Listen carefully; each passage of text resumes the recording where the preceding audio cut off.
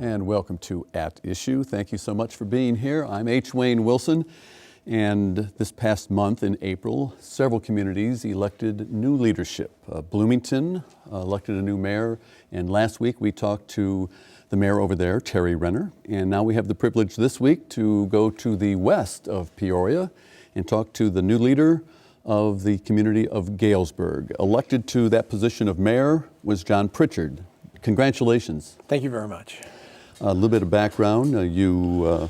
I'm a native of Galesburg. My family's 4 or 5 generations back. In my history, I was publisher of the newspaper, oversaw the radio stations WGIL and WAAG, and was involved heavily in economic development in the 80s.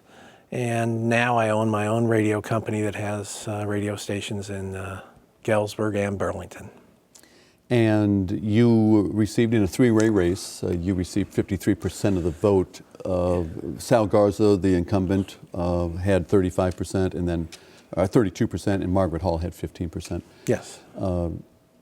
Were you elated or surprised, or what was your response when you received 53%? My mother always used to tell me to be careful what I wish for, but so I was very happy that I had the support of the majority of the voters. 20% victory, 20-point margin was substantial, and we won 23 of 26 precincts. So it was, by all the measures that I know about, a pretty substantial victory. Before we start talking about some of your goals and how you want to make sure that Galesburg is on proper footing for the future, I want to talk a little bit about the lack of change in leadership. You are the new face, and I'm saying that in a singular. The council remained exactly the same. Yes. How might that help you as the new mayor? How might that hinder you in developing the future of Galesburg? Well, I think it helps because the existing members are all experienced. They have some background. So the only person in the room with no experience is myself. So they can be an asset just to help me proceed through and give me background knowledge on issues and so forth. I think the challenge as a leader is the same whether they're incumbents or new members, as you have to work with them to get them to proceed in a certain direction. And it's not my direction necessarily, but it's just, we need to move forward, whichever way that is. So, well, let's talk about how you might move forward. Let's start with a quote. On election night, you said voters have, quote, chosen the road of greater prosperity. What's that mean? Well, there's 2 sides of that. One is I think the past road we were on was not working. I mean, we were continuing to lose population. We're continuing to lose jobs. I think we need to change that. I think one of the major goals is to rebuild our population, which means we have to help businesses expand, attract new businesses to the community. And we have to have a clear vision of what kind of businesses we're going to be after, because the day of the big blue-collar factories are gone, and we will probably have to build in much smaller increments of different kinds of businesses. In order to develop those jobs, yes. Have you reached out on a regional basis yet? Because we know that if a job opening would occur in Knoxville, that person might live in Galesburg, benefiting the region. Yeah. Well, after the election, my first effort was to reach out to all the elected state officials and federal officials that I could make contact with, and because I know that at some point we're going to have some need of their assistance, and I want them to answer the phone when I call later. But I talked with Sherry Bustos a couple times before the election, and met with her after the election, and we tried to match up what our visions were as far as jobs, and it seems to me that her number one priority is employment issues as well as mine. So I've reached out in that regard, and have been meeting with limited to Galesburg at this point, but meeting with the owners or operators of the local industrial firms, because there's always a supply chain up or down there that presents opportunities to attract businesses to Galesburg. I've also met with the railroad at length to review their plans, and of course the railroad has their own economic development group, and have reconnected with those people. Sherry Bustos, of course, the U.S. representative from the 17th District, she calls the Quad Cities home. I'm going to jump forward here a little bit. Okay. You mentioned small businesses, so let's Yeah. talk about one of your 4 priorities that you set out. Okay. And that is the task force of small business owners to set some sort of a policy agenda. Yeah, I think we've had some initial meetings with some of the business representative groups, and we haven't pulled that, and some of the other business leaders in the community. We haven't pulled that group together yet, but I want to be able to focus them on going forward. And right now we have some issues that we need to clear up, and I don't want to turn it into a process that focuses on our problems. I want to focus on our opportunities. So I've got a couple of, things to fix first, but I think the people are excited and ready to do something. I think people are ready for a change in terms of the election, and they're ready to do things that benefit the community. When you say you have a couple of things to fix, is that something you can share? Well, I think a couple of weeks ago at a work session we were talking about, we were being presented information from the development department and so forth, and I've identified that, in my opinion, that we may make things too difficult in Galesburg. The city government make things too difficult for businesses who want to expand, and therefore any businesses that might look at the community. We have some tinkering to do to adjust those kind of things. If we're not competitive, any kind of marketing effort that attracts interest to our community is probably going to be unsuccessful, because they'll look at it and say, well, it's too difficult. So. And in talking to the small businesses and in hearing you say we're not going to attract a Maytag. We'd love to, but I understand, but yeah. The likelihood of that Yeah. is very slim. So it looks like you understand that small incremental steps in creating jobs is the step that Galesburg is going to have to take. Right. I think it's a process that certainly won't be finished. Will take a lot longer than it will take me to describe it. But you have to just get the direction established, and get some success stories, get some confidence. But we have to really kind of target what our opportunities are, and I don't think that's really been done yet. You mentioned the word confidence. Yeah. In your mind, is there the feeling that maybe the community at large is a little down on itself?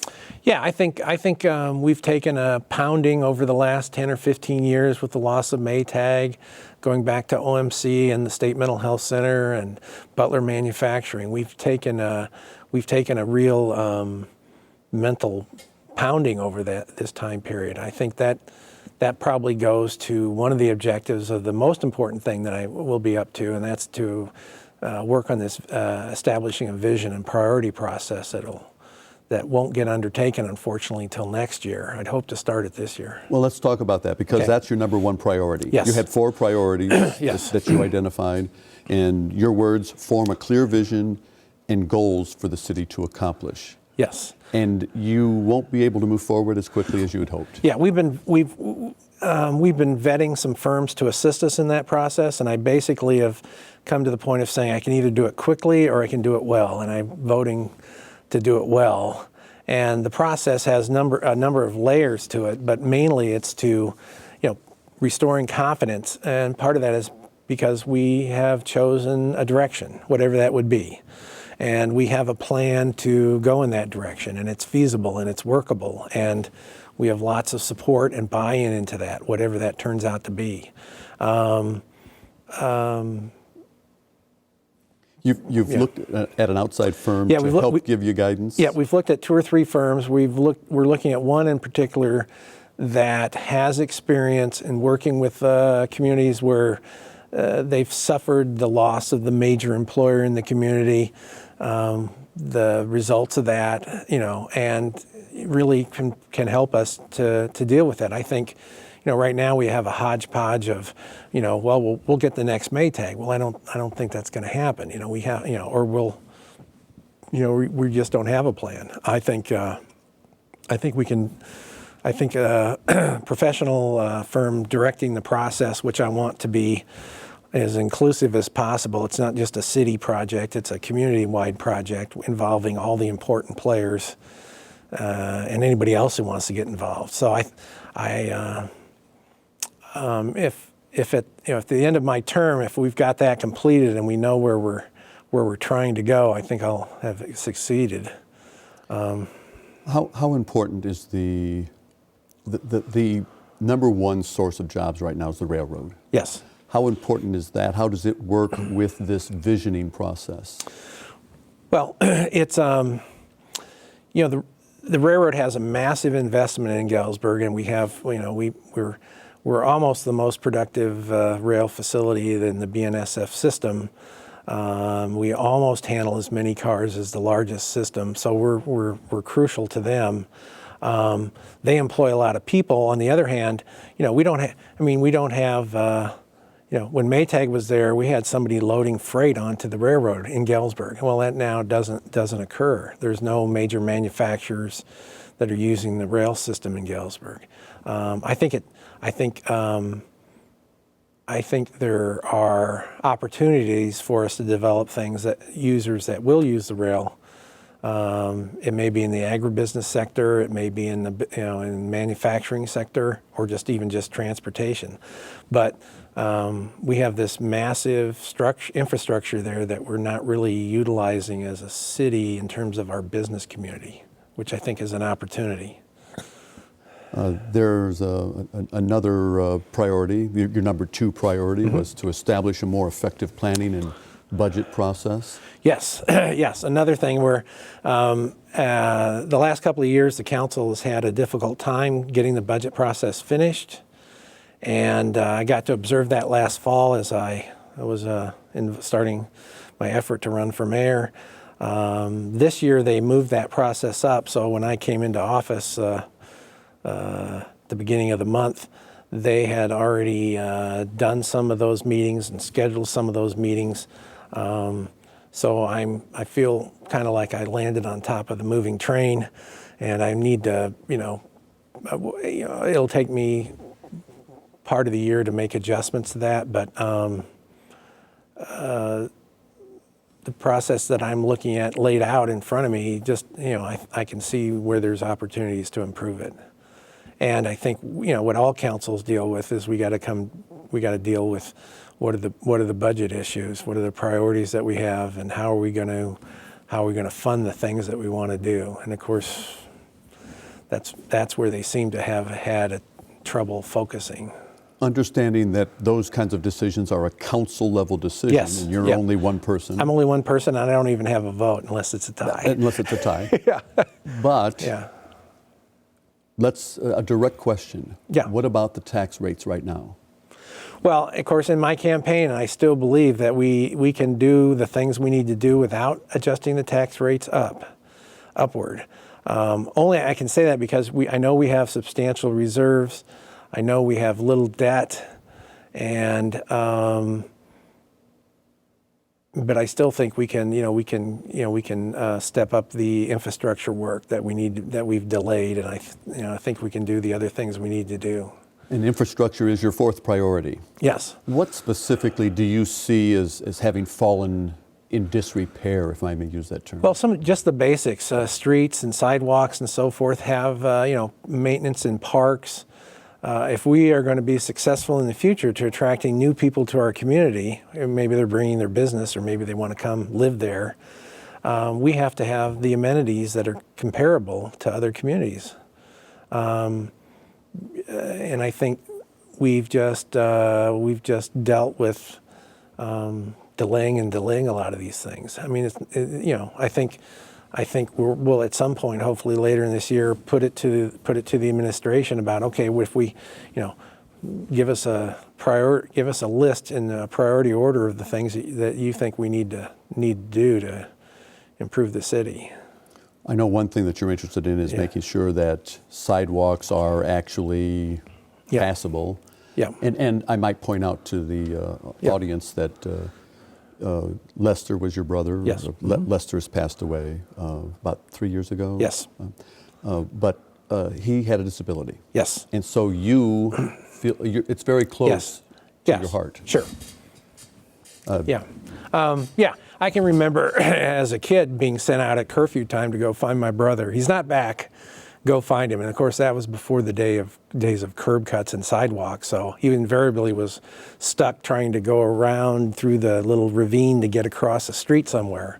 So, so I've been involved in those issues all my life. But that's about the livability that you mentioned. Yes, we have a on the east west side of the downtown. We have 3 large apartment complexes that are occupied by a lot of elderly or disabled folks, and I think we've done a fairly good job, but we need to do a better job at getting them good access. We have some old brick sidewalks that are uneven, and those things those are things that we can do to improve their situation.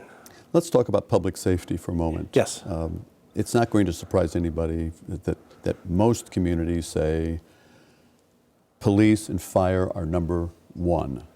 That has to be top of the agenda. I assume that's true in Galesburg? Yes, and I think we're extremely fortunate. I think we've had a long history of well-run, well-trained fire and police departments, and that continues. Part of the reason we need to grow our population and our tax base is so we can continue to fund those good operations. But our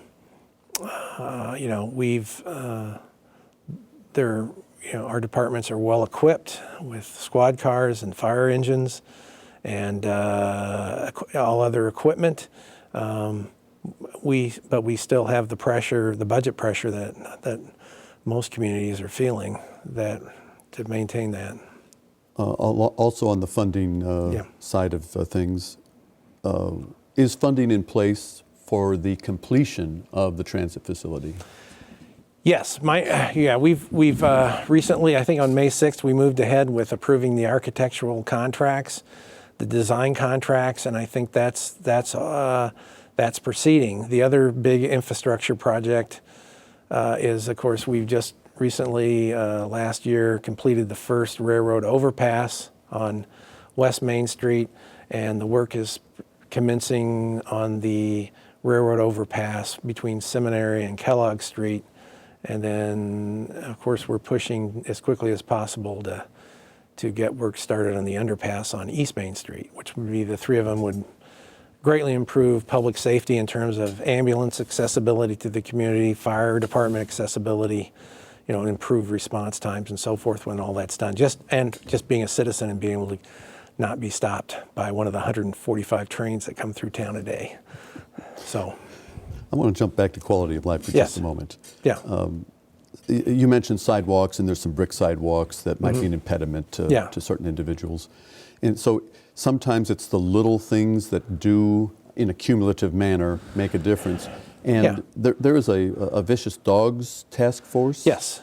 We had a horrible situation where a 7-year-old child was attacked and killed by a dog, and as a result, the prior mayor started a special committee to investigate what needed to be done about that, what we could do to improve our ordinances or enforcement of our ordinances and so forth. So that group has met twice at this point in terms of public hearings for public input, and they'll be meeting sometime, I think, in the next week or so as just a committee to try and absorb this public input and put it into a report that they can eventually send to the council so we can take action as to as to what we need to do. Is there a deadline for that report? There's not a deadline per se, but I think within the next 30 to 60 days we should receive it, a complete report. I want to talk about the radio station Okay? because you have a bully pulpit. Yes. You Well- may not have a vote on the council, except in ties, but you have a bully pulpit. Might you use that in some capacity, and how dangerous might that be? I guess my answer would be that I have, in my, since 1973, I've never taken the opportunity to use the radio station as a bully pulpit. I think it's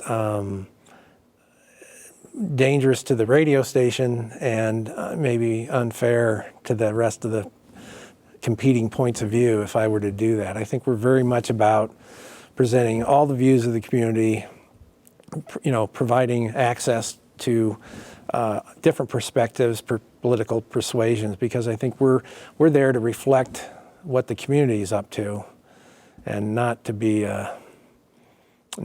reflecting what my opinion is. So that's why my entire radio career I've only done a legal ID once on the air.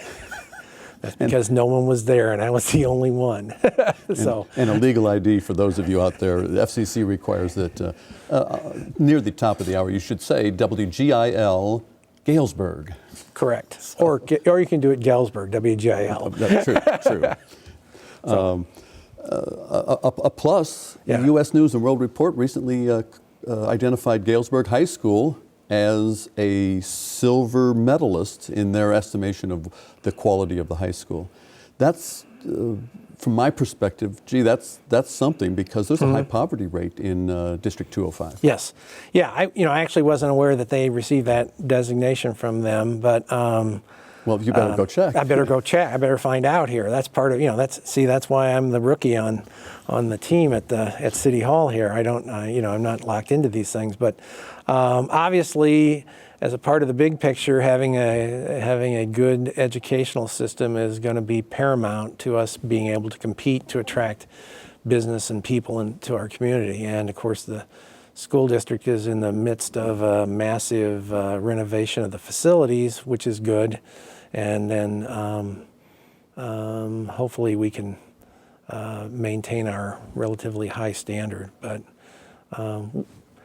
there's our school district has the same challenges that every other school district in Illinois has. It's funding. It's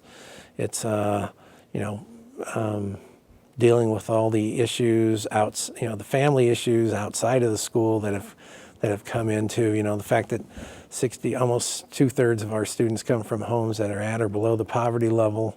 That's, I guess, similar here in Peoria. District 150 has District about 70%. Yeah. Yes. So, of